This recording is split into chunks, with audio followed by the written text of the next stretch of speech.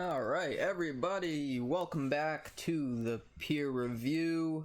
I've got a lot that I want to cover today, so bear with me. My thoughts are really all over the place, but I was reading a really interesting Reddit thread today from Professor Robert P. George, and it really got me thinking about what's going on in the world today, as well as my own experiences in graduate school, particularly the things that I was talking about in the first episode about this kind of homogenous intersectional woke ideology that has infiltrated the college campuses, and this is extended out into the real world, into our largest institutions. It's taken over culture at large and a political faction of the left.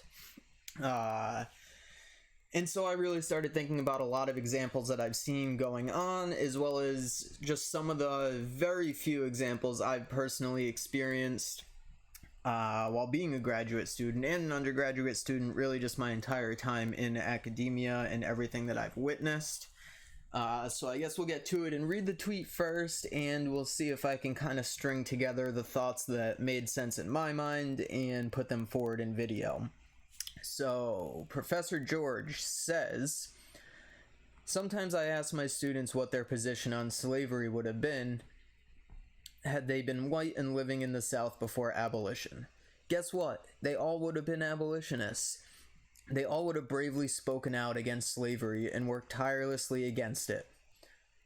Of course, this is nonsense. Only the tiniest fraction of them, or of any of us, would have spoken up against slavery or lifted a finger to free the slaves. Most of them, and us, would have gone along. Many would have supported the slave system and happily benefited from it. So I respond by saying that I will credit their claims if they can show evidence of the following: that in leading their lives today they have stood up for the rights of unpopular victims of injustice whose very humanity is denied, and where they have done so knowing, 1. that it would make them unpopular with their peers, 2. that they would have been loathed and ridiculed by powerful, influential individuals and institutions in our society, 3. that they would have been abandoned by many of their friends, 4. that they would be called nasty names, and 5. that they would risk being denied valuable professional opportunities as a result of their moral witness. In short, my challenge is to show up where they have at risk to themselves and their futures stood up for a cause that is unpopular in elite sectors of our culture today." Now, I think this statement couldn't be more relevant to what is happening in our culture today, especially on the college campuses, but with everything going on with the protests, the riots, and the actions that we're seeing from organizations like Antifa and Black Lives Matter, who could better be described as part of this ideological woke faction that are now more political party than anything else. They are not standing for any kind of justice. That is simply the guise they use to push this ideological framework. So I started thinking about my own examples where I would have been essentially ostracized by my peers, loathed and ridiculed by powerful, influential individuals and institutions in our society. For me, that'd be namely any of my colleagues or peers in the academy. Abandoned by many of their friends. I think plenty of us can find examples of that for the beliefs that we hold dear and the convictions that we hold. And being called nasty names. Too many to list, but, racist, sexist, homophobic, expialidocious, everything under that umbrella. And then risk being denied valuable professional opportunities. I think cancel culture has shown very well what happens when you don't fully align to this intersectional woke ideology that has its roots in academia, and I'm going to show that in that video. But first, I want to give an example of the kind of person that Robert P. George is speaking about. So there's an image that has been going viral, and I want you to put yourself in this person's shoes and think about that statement or that thread or Twitter thread that I just read. So this is a girl who decided to stand for our national anthem, put her hand over her heart, and recognize that despite all of its flaws, everything great about the country of America. She stood there as all of her teammates knelt down to the flag for some ridiculous virtue signaling. She, I would assume, received all kinds of hate, been called all kinds of names. Everyone kneeling certainly had the backing of the coaches, the league and the organizers, everyone. I would imagine everyone was kneeling on both teams, the coaches, and this one girl, knowing how she would be treated, knowing what she would be called, had the bravery to stand up and do what she believed was right. Now, you don't have to agree with her. That's irrelevant. She didn't do anything that warrants being criticized. In fact, standing for the flag should be honored. And standing in spite of everyone else on your team kneeling for Black Lives Matter, which is a Marxist organization pushing a political ideology, is admirable. Standing against Black Lives Matter does not mean you are saying Black lives do not matter. It is saying I reject this ideology. You can still care for anyone's lives and recognize the injustice that any particular individual or group of people experience while still honoring your flag and while not adhering to the principles of Black Lives Matter. Now, I'm going to get into some more of this, but I thought this was a great example. You can also see they're kind of comparing it to this guy who refused to do the Nazi salute in presumably the 1930s in Nazi Germany. It's not a perfect analogy, but I think it gets the message across. This presumably teenage girl, maybe a little older, that took tremendous amount of courage. And I commend her and her capacity for independent thought, her courage, her bravery, and more importantly, her parents, who I am going to assume both are in her life and the values that she taught her. But to move on, so we go back to this tweet, and he talks about being denied the valuable professional opportunities as a result of their moral witness. So we have, and many of you have probably heard about this, Brett Weinstein, professor at Evergreen. He was pretty much attacked for refusing to conform to this cult or religion of intersectional woke progressive ideology. You can learn more about this. I don't want to spend too much time on it, but there are videos everywhere. He has spoken about it. I've spoken briefly about it in an earlier video. But he was essentially ran out of a college where he was a well-respected professor that has even taught the very kinds of ideas and racial justices that the students who ran him out of campus would have adhered to. But because he refused to stay home on a day where students demanded that no white people go to campus, he was essentially ousted from a group of students that have been indoctrinated into this ideology. I cannot play this whole video. It's about 15 minutes long, but the way they treat him is absolutely insane. For him simply pointing out the inherent racism and saying that there are absolutely no people based on the color of their skin allowed on campus this day, and he refused and said he would be showing up and teaching his class. And after this event, which was kind of the students demanding he didn't show up, he did show up, and he was essentially ran off campus being attacked by students with baseball bats while he tried to ride onto campus on his bicycle. We'll check in a little of this video here. I'm not interested in debate. I'm interested only in dialectic, which does mean I listen to you and you listen to me. We don't care what you want to speak on. This is not about you. I'm talking all about him. on terms of white privilege. This is not a discussion. You have lost that one. I am talking about terms that serve the truth. Those are the terms. House of Dialectic. You said some racist shit. Can you apologize? I did not. Well, you don't know. Emails and target students of color. Nothing racist about it. Do I think that black students in science? Hey, ho, ho. Brett Weinstein's got to go. Hey, hey, ho, ho. Brett Weinstein's got to go. Alright, so that's one of my examples. Notice they could never come up with anything more clever than hey, hey, ho, ho, whatever I hate has gotta go.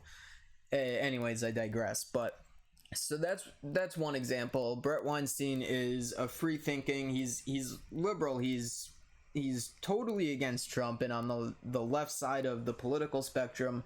He has simply pointed out this ridiculous woke intersectional social justice PC ideology and culture more resemblant of a religion and a cult that is developed on the campus. It has now made its way into the real world. He was just one of many victims of this.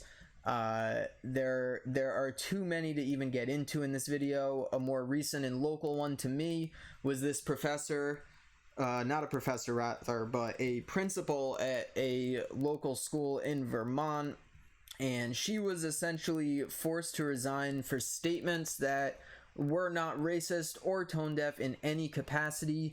She was simply saying that she does not support capital BLM, the movement Black Lives Matter, and that doesn't mean that you don't support Black lives or think that they matter, and that's what she stated. They leave out a lot of the important context from her message in this article, so I implore you all to go find what she fully said and read the full context. But she essentially said, I do not think people should be made to feel they have to choose black race over human race. And while I feel the urgency to feel compelled to advocate for Black lives, what about our fellow law enforcement? Riley added before saying, just because I don't walk around with a BLM sign should not mean I'm racist. And she's absolutely right. There is no need that someone should be forced to support the organization of Black Lives Matter, given that you can read right on their website what they're all about, and it barely even details anything about injustices against blacks anymore in America. If you go to the protests, most of the ones supporting BLM are white.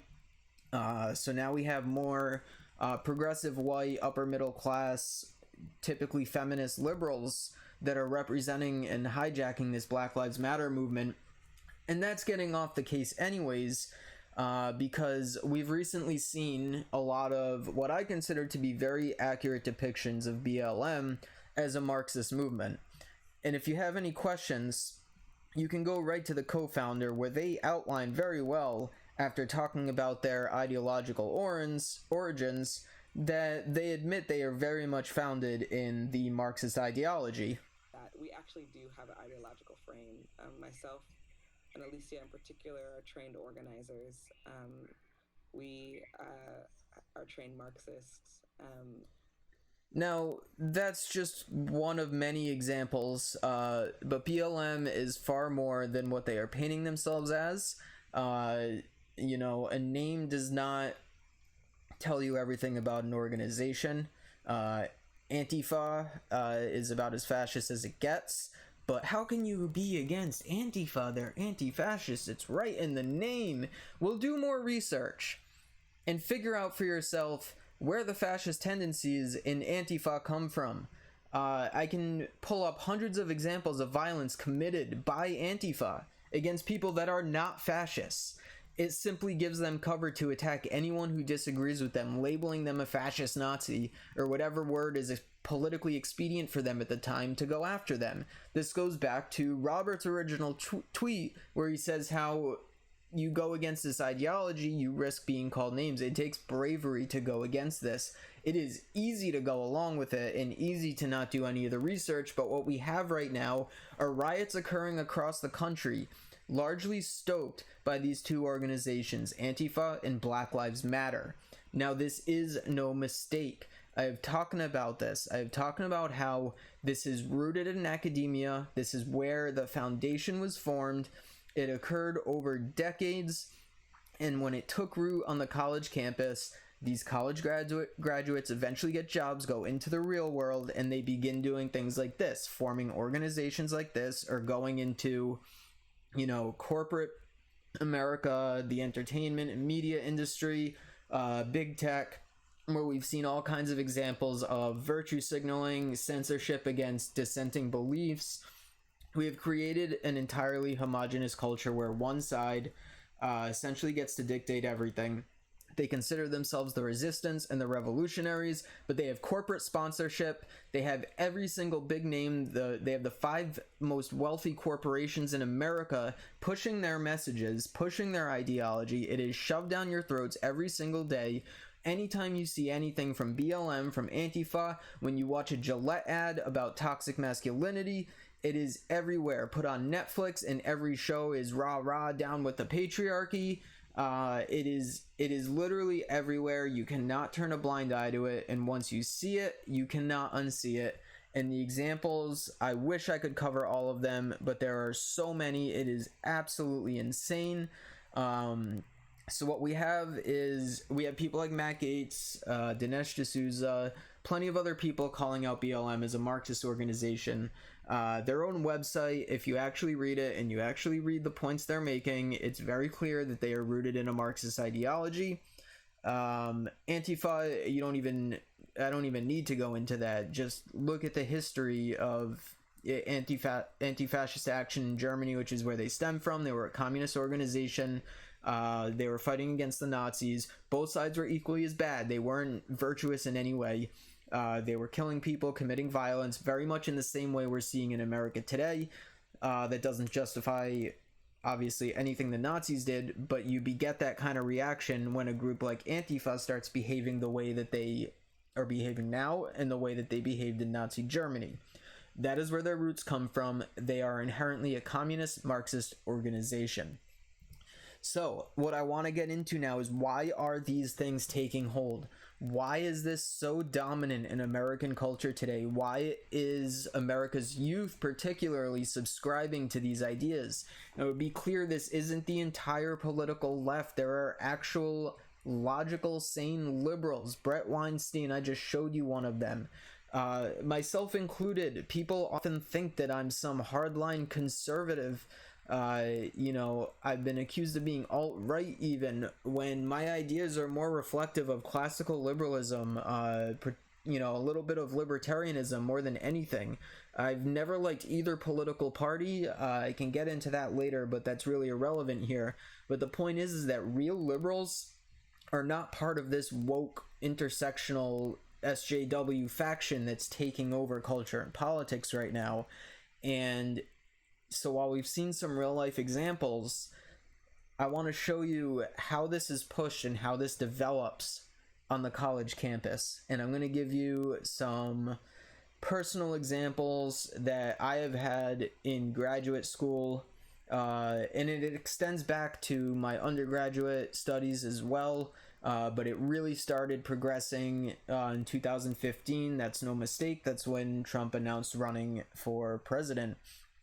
So what we're going to get into is, let's see.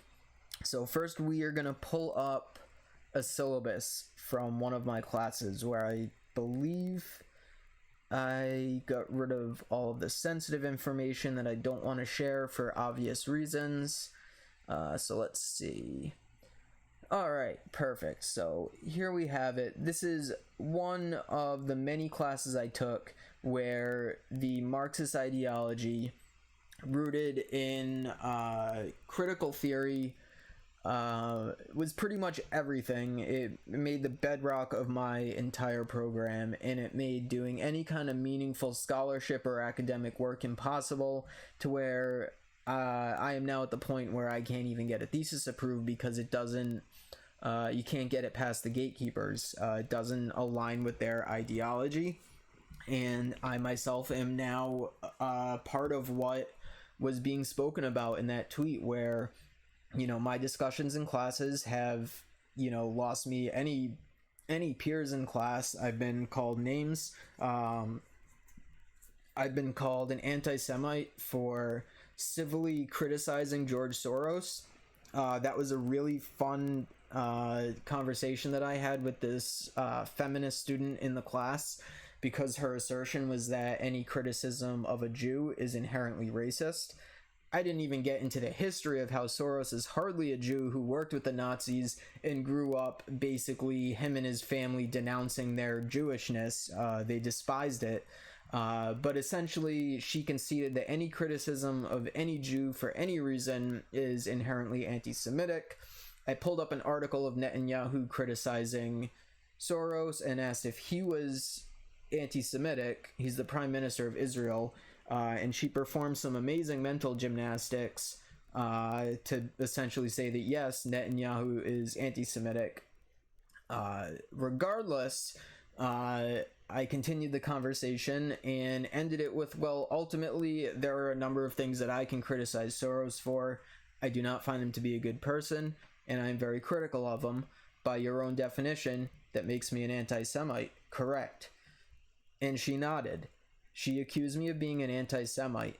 My last name makes it a little bit difficult to tell, but I am Jewish, and at that point I revealed to the class that I am Jewish, and by her own logic and reason, she herself is an anti-Semitic because she accused me of being one, because it's such backwards logic, but you gotta play their game against them. Anyways, so this was for class. I don't want to give the course title, but it looked into a lot of things about international law and whatnot. And as you can see in this syllabus, while it's not under the assignments, the primary textbook for this course, you can see highlighted, was titled Empire by Michael Hart and Antonio Negri. Now, nothing else was given contextually about this book. Other than that, it offered a consensus view on the kinds of topics we would be talking about. And that was it. That was all we were given. She also told us that they had wanted to assign another book by a similar name, Empire, and then there's a subtitle, I can find it later, by Niles Ferguson, who is a British conservative historian. He is associated with Oxford. He is highly respected. He is not controversial in any way, but in today's American politics, anything with the word conservative in front of it instantly brands you as controversial. So she said that book offered a more consensus view and a more accurate view, but her authorities, the department head or the chair, said don't assign it. He is controversial. The book is controversial. So here we are getting this book by Michael Hart and Antonio Negri. Now, if we look into them, which none of the students did except for me, of course, let's see what we find out about them. So, let me find where I am at. So we pull some things up and we get into Empire by Hart and Negri. Now, Empire is a book by post-Marxist philosophers Michael Hart and Antonio Negri, written in the 90s. It's really about as far as we need to go, other than it being centered in critical theory, postmodern construct thought, and basically these ideas that it was built on. We do a little more digging into these guys and find that they are criminals. Their book has been praised as the Communist Manifesto of the 21st century. It goes into all the stereotypical tropes about Marxism and communism. This is the book that was presented as a neutral consensus view textbook. I'm not sure if it was him or the other one. So it must have been the other one. One of them was arrested. Yep, so this one we're on Antonio Negri, however you say it. 46, he was arrested for his part in the autonomy movement along with others. Accuse him of being involved in the political wing of the Red Brigades and thus behind left-wing terrorism in Italy. He was charged with a number of offenses, including leadership of the Red Brigades, masterminding the 78 kidnapping and murder of the president of the Christian Democratic Party, and plotting to overthrow the government. So these are the authors of that book that was serving as our consensus view, neutral, non-controversial textbook, which is just absolutely absurd. Again, we have another Marxist communist writing this book, so you can imagine the ideas that were in it, when all they had to do was assign this book by Niles Ferguson, who, as I said, is about as well respected as it gets. Scottish-born historian, senior fellow at the Hoover Institution at Stanford, previously a professor at Harvard and NYU, visiting professor at New College of the Humanities, and research fellow at Jesus College in Oxford. Writes lectures on international history, economic, financial, British American imperialism. He is known for his contrarian views and his defense of the British Empire. He once ironically called himself a fully paid up member of the neo-imperialist gang following the 2003 invasion of Iraq. Sure, you can find some controversy here. There always is with any academics, but this seems to be a far more non-controversial. I mean, this is the book that should have been assigned, but he is a conservative white male that is not aligned with the Marxist tradition, and so that book was literally banned from the course curriculum. We were not allowed to study it, and we were instead given Empire by Hart and Negri, who are literal communists, who authored the book that we were assigned, that's been called the Communist Manifesto of the 21st Century. This is one example of how students are being indoctrinated into these ideas, and it's just absolutely ridiculous. This was at the beginning of my studies, and things just started getting more and more frustrating. So that brings me to the next syllabus I want to cover. Now, this was a class largely about culture, and this is when it went full on to intersectional feminism, critical theory, critical race theory, and just communist after communist, Marxist, whatever, constantly barrage and thrown down our throats. Never ever mentioned that those are their ideologies. So here we have the first part of the syllabus. You can see we have Horkheimer and Adorno, works from them, who are known Marxists from the Frankfurt Institution and establishing critical theory.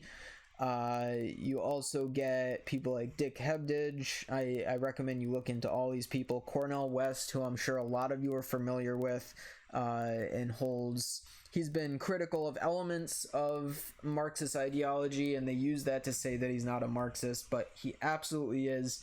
And even if we disregard that, he is one of the biggest names in critical race theory, which is basically a quasi-intellectual field known for race baiting.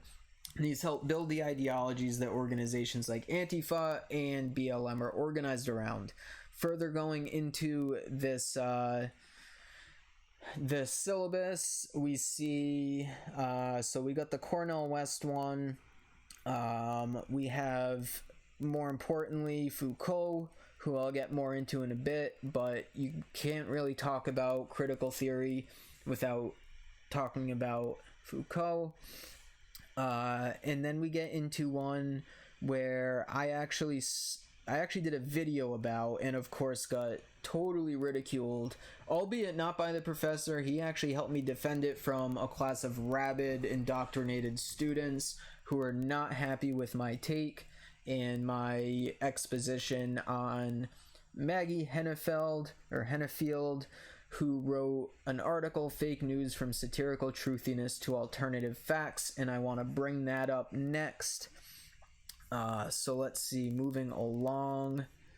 we will get into that. So this is her article, and my job was to give a presentation on this article, and what I decided to do is completely pick it apart and completely destroy her one-sided view, as though fake news was something only plaguing the right side of politics, particularly conservatives and Trump supporters, and she could not acknowledge that this was a problem plaguing the entire country regardless of political affiliation.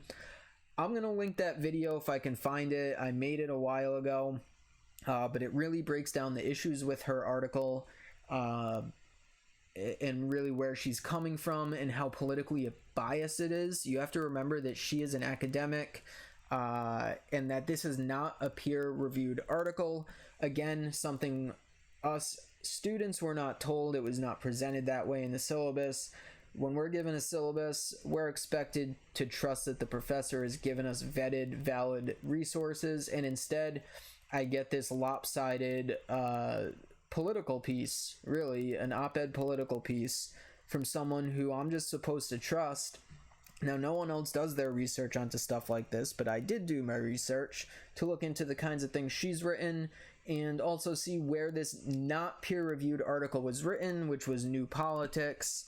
We go to this site, and even this site is a little bit left biased, and even they will concede here, as you can see, that their website, while they might have factual reporting, are very left of center, and more importantly, as you can see, so New Politics is an independent socialist journal founded in 1961.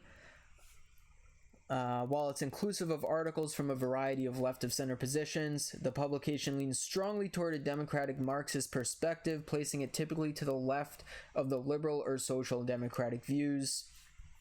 So this is who published this article that I made a fake news critique video on, pointing out examples coming from the other side, and basically critiquing her article, saying that it was politically weaponized piece aimed at basically destroying Trump and conservatives, arguing that he only could have risen to success because of fake news being on his side, which we actually have plenty of studies proving otherwise. Those are all in that videos, which I am going to link.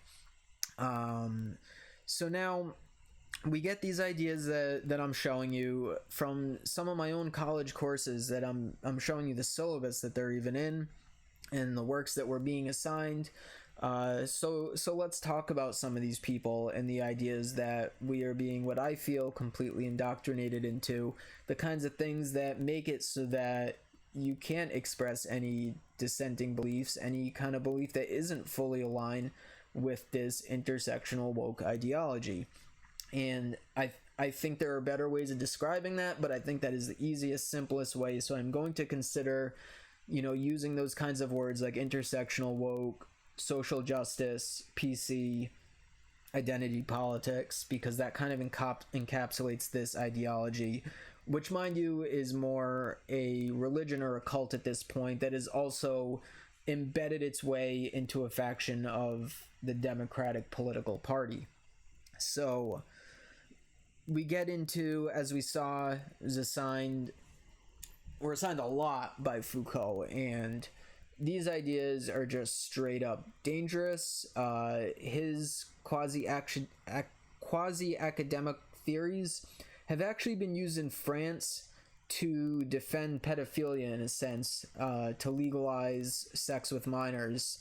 You can look this up, his works, and he even spoke in the court essentially about the moral implications around it, and it was used to justify some pretty disgusting things, but that's besides the point. Foucault is really a celebrated academic in these fields, and he's really responsible for a lot of the more postmodern and intersectional ideas that we're getting today. You can't read any of those without finding citations to people like him, as well as the other ones that I referenced that we saw in the syllabus, if I can pull that back up. So if you pull that, let me get to the other first page. You see that we have Horkheimer, Adorno, pretty sure Marcuse. These people were all assigned in that class. And so to break it down,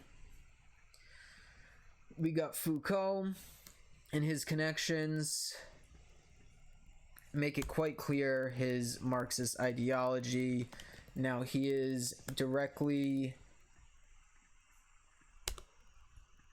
linked to, of course I can't find it now, but so he is directly linked to those working in critical theory, and where you get ideas like critical race theory, feminism, intersectional feminism.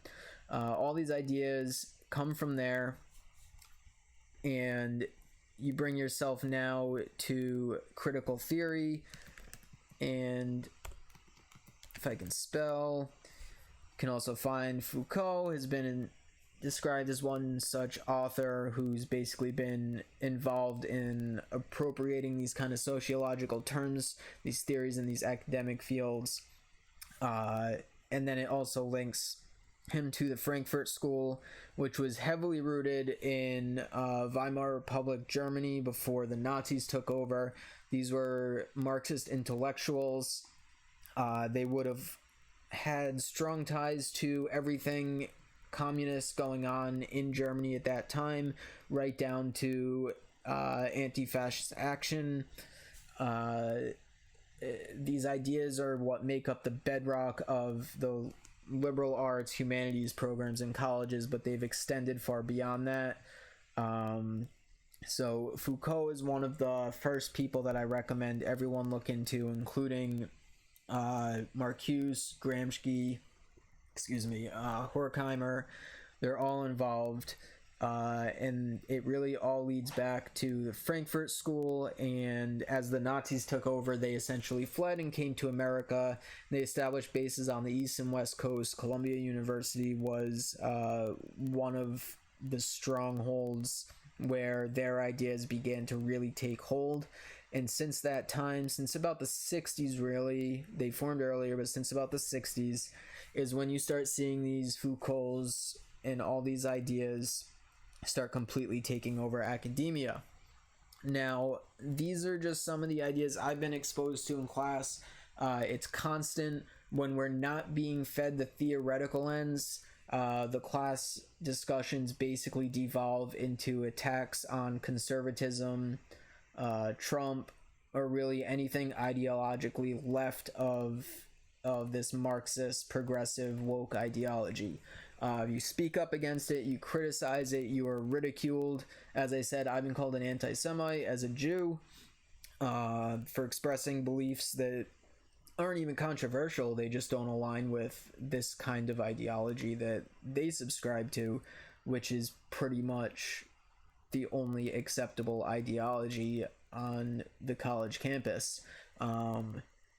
So while I do have a very difficult time carefully framing my arguments in a way that won't offend the class or get me called something ridiculous, I do have access to gender-neutral bathrooms, safe spaces, even though ironically the classroom is not a safe space for me, because without really self-censoring or carefully thinking about how I'm going to say things, I can't express anything. I can't challenge any views. That's just what's happened in academia. And that culture and ideology that I am showing on the college campus is what is spreading into the real world. It is the bedrock of BLM, Antifa, is the bedrock of everyone who is subscribing to social justice, woke ideology. It is responsible for this cancel culture we're seeing, responsible for things like liberal professors losing their jobs for simply not subscribing to this intersectional woke ideology. It's responsible for everything wrong in society today. Tearing down statues of literally our founders, of Abraham Lincoln, Roosevelt. They defaced all black regiment from World War II. They even defaced a Jimi Hendrix statue. This isn't about what they're claiming it to be about anymore. The Black Lives Matter It's a guise for a Marxist cultural movement aimed at basically destroying the traditional institutions, values, and everything good about America. And if you look at any of the people with these ideas, they do not love America. They do not think America is good, ever was good, and can't be good until there's a total revolution that's based on their ideology, which is absolutely horrific. They use similar tactics that the Nazis and the brown shirts used, though their ideology is more akin to the communists that were in Nazi Germany at that time. They employ fascist techniques while claiming that they're anti-fascist, and it's really dangerous. We're seeing history completely rewritten. As someone that studied history and got degrees in history, this is terrifying to me. We spend too much time focusing on the wrong and no time on the right, when America has done far more good than they have done bad, and every bad that we've ever done has been corrected and addressed. And anything else we continue to address through civil discourse and having these debates that they refuse to let Brett Weinstein have. They know they are correct, and they will fight right down to violence and destruction to get their way. That is not what makes America great. What makes America great is the fact that we've been able to overcome and solve the issues and the bad things about America through a system that our founders developed, namely built on the Constitution, and ideals like free speech. Free speech is the number one enemy of this woke ideology. I don't really have much to say, but I was also forced to take a summer symposium for absolutely no course credits that essentially just pushed more of these ideas on me.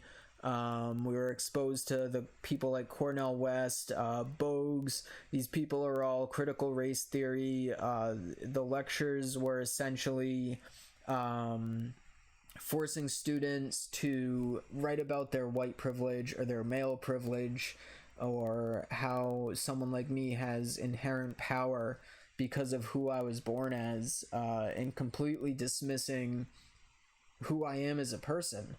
Why am I privileged? Why am I privileged when I'm low income but have to pay more money to go to the same school because of characteristics I was born with? I don't qualify for any grants because of who I was born as, even though I have incredibly high grades and a really strong resume that should award you a number of scholarships and grants based on my performance and my income. So yeah, I was forced to sit in about 5 days of these lectures just telling me how inherently evil I was, just because of who I was born, which to me sounds inherently racist, and I think that's something Brett Weinstein was trying to point out when students demanded that people like him were not allowed on campus because of the color of his skin. So I hope I was able to make a coherent argument here to show, how this original tweet thread, basically saying, how do you know that you would have stood up for abolition? What are you doing today to voice an opinion that, would get you ridiculed and made unpopular with your peers, where you'd be loathed and ridiculed by powerful and influential individuals? So I've given you examples of myself with that, just for the views I hold, where I've been called every horrible name in the book by people who don't even know me, just because I don't align with their ideology. I am loathed and ridiculed by powerful, influential individuals in institutions and our society, particularly academia, where I'm not even allowed to express these ideas. God forbid I want to do a thesis that talks about any of this. Absolutely not. That cannot get past the gatekeepers. That would never, ever get through the peer review process, and even the IRB board would be weaponized and used against that. Abandoned by many of the friends. Again, I think plenty of examples that anyone can point to with that, where not aligning with these beliefs, people have literally lost friends and family over these things. There's actually been schools telling their students that they need to basically distance themselves from their family if their family is in any way conservative or not aligned with this radical extreme ideology that's founded in Marxism. And then lastly, the risk being denied valuable professional opportunities. I gave some examples, and there's been plenty. How many comedians have we seen that have been completely canceled? If you go to Twitter, YouTube, Facebook, anywhere, voices are being censored or outright banned off the platforms. Some of them deservingly so, but too many of them for very benign ideas that are not warranted of it. It's just for simply not aligning with this progressive woke ideology. You had the Vox apocalypse that completely went after Steven Crowder and got him demonetized from YouTube, which actually only made his channel and his online presence stronger. But you see these people team up and a mob mentality takes over where they start demanding things are canceled. That's how something like Aunt Jemima got canceled. You get the mob riled up to start sending in emails and making phone calls demanding that the brand is racist and it must be brought down. We saw it at Dartmouth College where they had to remove the weather vane on the top of the library. You couldn't even see what it depicted, but it was basically the founder sitting down with a Native American who was smoking a peace pipe. And that has a lot to do with the historical origins of Dartmouth College, where they were institution primarily aimed at educating in the more Western orthodoxy, educating Native Americans. Sure, there's some complications there, but it's hardly what they made it out to be. And now this over 100-year-old 600-pound copper weather vane has to come down, even though nobody could see it, because it was offensive to a small group of people that got very, very vocal. And that's right in line with all the statues we're seeing toppled. They want Mount Rushmore taken down. Our entire history has now been deemed racist. Nothing good in history can be covered, or it's all framed through a negative light about colonialism or the evil white European. And just anyone who just wants to be a patriot, anyone who believes in America, anyone who believes in the ideas that we are founded on of freedom, liberty, pursuit of happiness, individualism, not collectivism. These ideas are no longer allowed. Literally just putting an American flag up on your front porch and people are offended. That is absolutely absurd. So what we have now are riots occurring across the country, directly funded by NGOs and large organizations who are making sure Antifa and BLM have the resources they need to protest and riot in cities across the country, burning things down, tearing down statues, and pushing this anti-American ideology. They are not interested in racial justice despite what they tell you. They are certainly not against fascism because they are behaving as fascists. What they want is to identify themselves as resistance revolutionaries. They truly want a revolution. And if you haven't noticed it yet, we are in the middle of a culture war, and cultural revolution is what they want. And they want everything that America has ever stood for and everything that ever made America good completely destroyed in the name of the things you can point to that weren't good. Every country has things they did that were not good. That doesn't mean you can't celebrate what was good, and America is the greatest country on the planet. It offers the most freedom, the most liberty, the most equality to everyone, no matter how they were born, their race, creed, ideology, religion, sexual identity. It doesn't matter. America is the greatest place there is. If there are things you dislike, there are processes in place to change them, and they do not include burning down buildings, statues, defacing private property, rioting in the streets, attacking cops, defunding the police. What we're seeing now is dangerous, and if it is not stopped, it will lead to a complete civil war or in some form or another a destruction of America.